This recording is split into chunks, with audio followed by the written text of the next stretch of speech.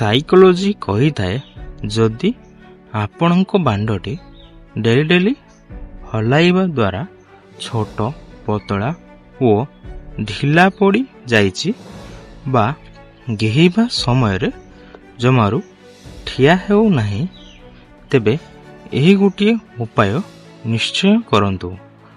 ବଜାରରୁ ଭ୍ୟାସଲିନ୍ ଓ ଜସ୍ମିନ୍ ତେଲ ନେଇ ଆସନ୍ତୁ ଓ ଯେତେବେଳେ ଏହାକୁ ବ୍ୟବହାର କରିବେ ତା ପୂର୍ବରୁ ବାଣ୍ଡଟିକୁ ଭଲ ଭାବରେ ପରିଷ୍କାର କରିନିଅନ୍ତୁ।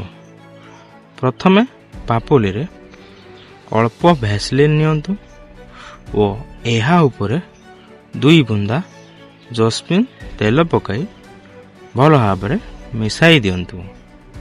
ତାପରେ ନିଜ ବାଣ୍ଡ ଉପରେ ଏହାକୁ 5ରୁ 10 ମିନିଟ୍ ଯାଏଁ ହାଲକା ହାତରେ ଧୀରେ ଧୀରେ ମାଲିସ କରନ୍ତୁ। ଏମିତି 15ରୁ 20 ଦିନ ଯାଏଁ ମାଲିସ କରନ୍ତୁ ଆଉ ଦେଖନ୍ତୁ ଏହାର କମାଲ। ସାଇକୋଲୋଜି କହିଥାଏ ଯେଉଁ ପୁରୁଷ ଶାରୀରିକ ସମ୍ପର୍କ ବନାଇବା ସମୟରେ ସ୍ତ୍ରୀଙ୍କ ପୂର୍ବରୁ ବାଣ୍ଡରୁ ପାଣି ବାହାରି ଯାଇଥାଏ, ତେବେ ସେମାନେ ସ୍ତ୍ରୀଙ୍କ ନଜରରେ ତଳକୁ ଖସି ଯାଇଥାନ୍ତି। କିନ୍ତୁ ସଚ୍ଚା ପ୍ରେମ କରୁଥିବା ସ୍ତ୍ରୀ ଏହି ସବୁକୁ ଧ୍ୟାନ ଦେଇନଥାନ୍ତି ଓ ତାଙ୍କୁ ସମ୍ମାନ ଭରା ନଜରରେ ଦେଖିଥାନ୍ତି। ସାଇକୋଲୋଜି କହିଥାଏ ଯେତେବେଳେ ଗୋଟିଏ ପୁରୁଷ ସ୍ତ୍ରୀଙ୍କ ପଛପଟୁ ତାଙ୍କ ବିଆରେ ନିଜର ବାଣ୍ଡଟିକୁ ପୁରାଇଥାଏ, ତେବେ ଏହାଦ୍ୱାରା ସ୍ତ୍ରୀକୁ ସବୁଠାରୁ ଅଧିକ ଆନନ୍ଦ ଆସିଥାଏ। ସାଇକୋଲୋଜି କହିଥାଏ ଶାରୀରିକ ସମ୍ପର୍କ ବନାଇ ସାରିବା ପରେ ଯଦି ମହିଳା 5ରୁ 6ଟି ନିମ୍ବପତ୍ର ଖାଇ ନିଅନ୍ତି, ତେବେ ଧୋକା ଦ୍ୱାରା ହୋଇଥିବା ଗର୍ଭବତୀକୁ ରୋକାଯାଇ ପାରିଥାଏ।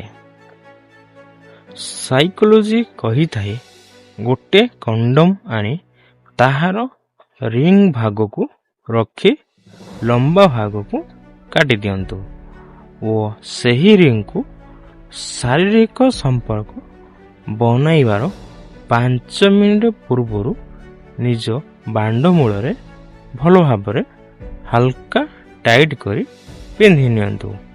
ଏହାଦ୍ୱାରା ଆପଣଙ୍କ ବାଣ୍ଡଟି ପୁରା ଟାଇଟ୍ ହୋଇ ରହିବା ସହିତ ସାରା ରାତି ଠିଆ ହୋଇ ମଧ୍ୟ ରହିବ।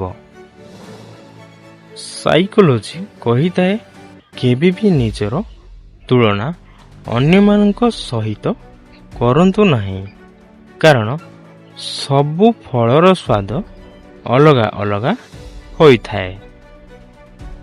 ସାଇକୋଲୋଜି କହିଥାଏ ସମୟ ହିଁ ଏକୁଟିଆ ରାଜା ହୋଇଥାଏ, ମଣିଷ ତ ବ୍ୟର୍ଥଟାରେ ଗର୍ବ କରିଥାଏ। ସାଇକୋଲୋଜି କହିଥାଏ ଯେତେବେଳେ ଆବଶ୍ୟକ ଥାଏ ସେତେବେଳେ ସାହାଯ୍ୟ ମିଳିନଥାଏ, କିନ୍ତୁ ସେତେବେଳେ ସାହାଯ୍ୟ ମିଳିଥାଏ ଯେତେବେଳେ ଆବଶ୍ୟକ ନଥାଏ। ସାଇକୋଲୋଜି କହିଥାଏ ଜୀବନରେ ଗୋଟିଏ କଥା ମନେ ରଖନ୍ତୁ, ସେହି ଲୋକଙ୍କ ପଛରେ କେବେ ବି ଗୋଡ଼େଇ ହୁଅନ୍ତୁ ନାହିଁ ଯାହାଙ୍କ ଭିତରେ ଆପଣଙ୍କ ପ୍ରତି କୌଣସି ସମ୍ମାନ ନାହିଁ।